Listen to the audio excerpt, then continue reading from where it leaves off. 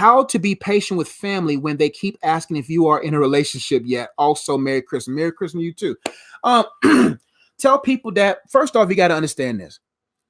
And I've said this in many videos before. Some people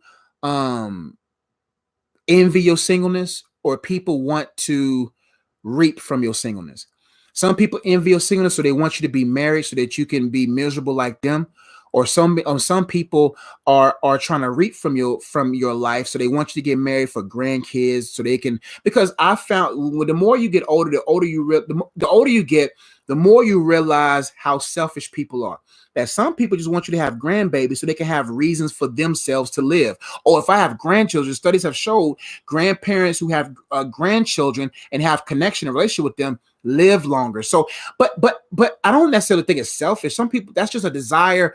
The older you get, I'm sure. But some people who are aggressive and invasive are people who are trying to reap from your life so they can live. That's not your responsibility.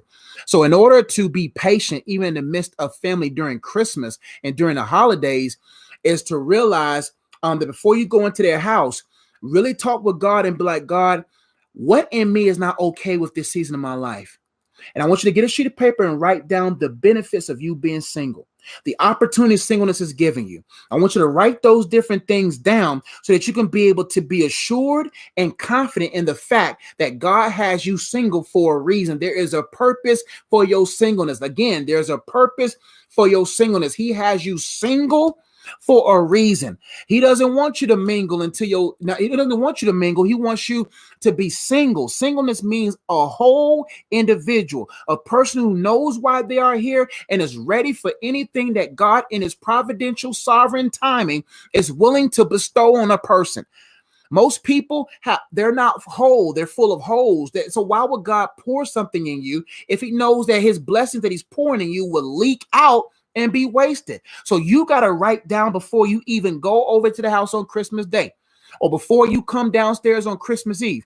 And I want you to write on a sheet of paper why you are single, why you should embrace your singleness, so that when they communicate it with you, you can stop them right there and say, you know what? I am happy where God has me right now, because I already know the purpose of my singleness, and I trust God for the timing of my marriage, for my relationship, and so on. I would appreciate it though that you guys stop pressuring me, pressing me about this, because I'm completely fine with my singleness. But if you don't know why, if you don't know the purpose of your singleness, then the pressures of married people and the pressures of people who envy and want to reap from your life is going to make you sad and want to be with somebody. Listen, don't allow the pressures of other people to pressure you in something that's going to be too much pressure for you. How to be patient with family is understanding. God, give me empathy, give me understanding, give me the right tone, give me the right type of way to tell them.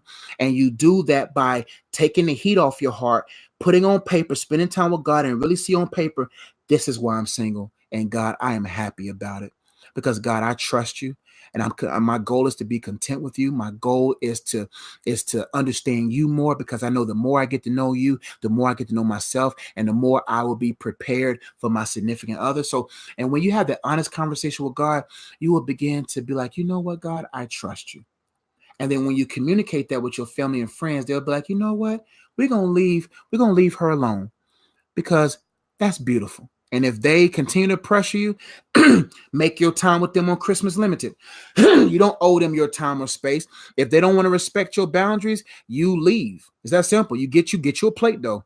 You know what I'm saying? Because listen, ain't nothing. I don't care how mad you get with your family. You get that macaroni and cheese. You know what I'm saying? You get that pound cake.